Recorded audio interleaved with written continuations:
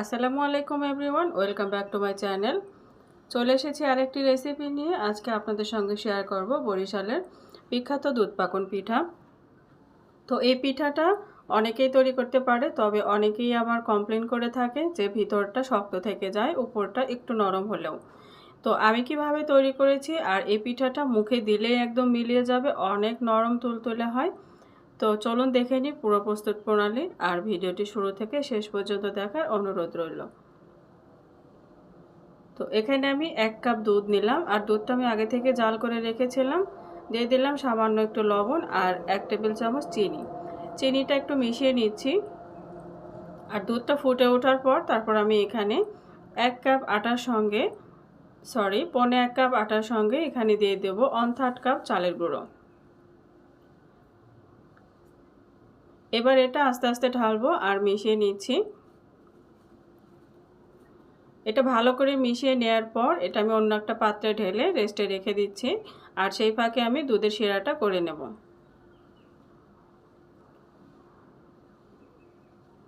এখন আমি এখানে দিয়ে দিচ্ছি 3 কাপ দুধ। এই দুধটা আমি পাশের চুলায় জাল করে রেখেছিলাম, তো খুব বেশিক্ষণ ধরে জাল করা লাগবে না। দিয়ে দিচ্ছি 2টা এলাচ, 2টা দারুচিনি। দুধটা ভালোভাবে ফুটে উঠেছে, আর দুধটা কিন্তু মোটামুটি ভালোই ঘন আছে, তবে আমি আরেকটু ঘন করব। দিয়ে দিলাম সামান্য একটু লবণ, লবণটা আপনারা চাইলে স্কিপ করতে পারেন। আর দিয়ে দিলাম 1/2 কাপ চিনি। তো চিনিটা আপনারা আরেকটু বাড়িয়েও নিতে পারেন, তবে 1/2 কাপ চিনি মোটামুটি ভালোই মিষ্টি হবে। তো দুধটা কিছুক্ষণ ধরে জাল করে নিয়ে তারপরে এটা আমি নামিয়ে রেখে দেব। তো আমার ভিডিওটি যারা ফেসবুক থেকে দেখছেন তারা আমার পেজটি ফলো করে দিবেন, আর যারা ইউটিউব থেকে দেখছেন তারা প্লিজ আমার চ্যানেলটি সাবস্ক্রাইব করে আমার পাশেই থাকবেন। তো দুধটা মোটামুটি জাল হয়ে গিয়েছে, এখন এটা নামিয়ে রেখে দিচ্ছি। আর এখন আমি সেই আটার মধ্যে দিয়ে দিচ্ছি একটা ডিম ভেঙে অর্ধেকটা ডিম দিয়ে দিয়েছি। সাথে দিয়ে দেবো 1 টেবিল চামচ পরিমাণ সয়াবিন তেল। দিয়ে এটা ভালো করে মাখিয়ে নেব। আর এই দুধ পাকন পিঠা তৈরি করতে কিন্তু ডিমটা অবশ্যই লাগবে। আর এই ডিমটার জন্য কিন্তু এই পিঠাটা অনেক মসৃণ আর একদম নরম তুলতুলে হবে। তো সামান্য আর একটু সয়াবিন তেল দিয়ে দিলাম, দিয়ে আর একটু মাখিয়ে নিয়ে সুন্দর নরম একটা সফট ডো তৈরি করে নিচ্ছি। তো হয়ে গিয়েছে, এই যে দেখতে পাচ্ছেন একদম সুন্দর নরম তুলতুলে হয়েছে। আর এই ডোটা কিন্তু যতটা সফট হবে ততটাই কিন্তু পিঠাটাও নরম হবে।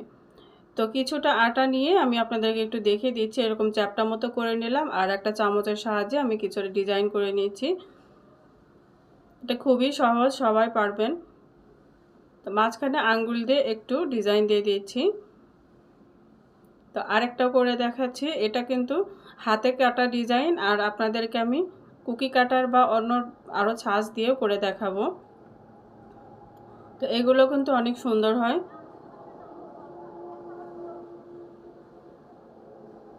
তো দেখতে পাচ্ছেন কত সুন্দর আর একদম সহজ। তো এভাবে করে নিলাম, আর এখন আপনারা এভাবেও করতে পারেন। একটা রুটির মতো করে নেবেন, একটু মোটা করে 1/2 ইঞ্চির মতো করে। আর এক পাশ থেকে এভাবে একটু কেটে নিয়ে আপনাদেরকে পাতার শেপ করে দেখাচ্ছি। তো ছুরি দিয়ে মাঝখানটা একটা দাগ কেটে নিলাম, আর চামচ দিয়ে সুন্দর করে ডিজাইন করে দিয়েছি। তারপরে দেখতে পাবেন সুন্দর একটা পাতার শেপ হয়ে গিয়েছে। তো আপনাদেরকে আমি বোঝার জন্য আরেকটাও করে দেখাচ্ছি। একদমই সহজ। আর এই পিঠাগুলো কিন্তু শীত গরম সব সিজনেই খাওয়া যায়, খুবই মজার হয়। বাচ্চারাও পছন্দ করে, প্লাস বড়রাও পছন্দ করে, আর অল্প সময়ে তৈরি করা যায়। তো হয়ে গিয়েছে দেখতে পাচ্ছেন। আর কুকি কাটার দিয়ে এভাবে আপনারা সহজ পদ্ধতিতেও করতে পারেন। আর এই কুকি কাটারগুলো সুপার শপে পেয়ে যাবেন। কুকি কাটার দিয়ে কাটার পরেও কিন্তু এর মধ্যে ডিজাইন করা যায়। আপনাদেরকে আমি সব পদ্ধতি দেখিয়ে দিচ্ছি, যার যেমন পছন্দ তেমনটা করবেন। আর আরেকটা ছাঁচ আপনাদেরকে দেখিয়ে দিচ্ছি। এই ছাঁচটা আমার হাতের তৈরি করা। এই ছাঁচটা আমি মাটি দিয়ে তৈরি করেছি, তারপর শুকিয়েছি, তারপর সেটা আমি পুড়িয়েছি ভালো করে।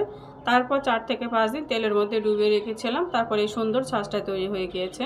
তো দেখতে পাচ্ছেন দুই পাশে সুন্দর ডিজাইন হয়ে গিয়েছে। আপনারা চাইলে কিন্তু এভাবে তৈরি করে নিতে পারেন। তো হয়ে গিয়েছে সবগুলো। এখন আমি এগুলো ভেজে নিচ্ছি। তেলটা খুব বেশি গরম করা যাবে না, হালকা গরম অবস্থায় আমি পিঠাগুলো দিয়ে দিচ্ছি। আর পিঠাগুলো 2-3 মিনিট এখানে তেলের ভিতর দেওয়ার পর তারপরে উল্টাতে হবে, কারণ এই অবস্থায় কিন্তু অনেকটাই নরম থাকবে। খুব সাবধানের সঙ্গে উল্টাতে হবে। তো এপিট ওপিট করে আমি সুন্দর করে হালকা ব্রাউন কালার হয়ে আসলে আমি এগুলো উঠিয়ে নেব।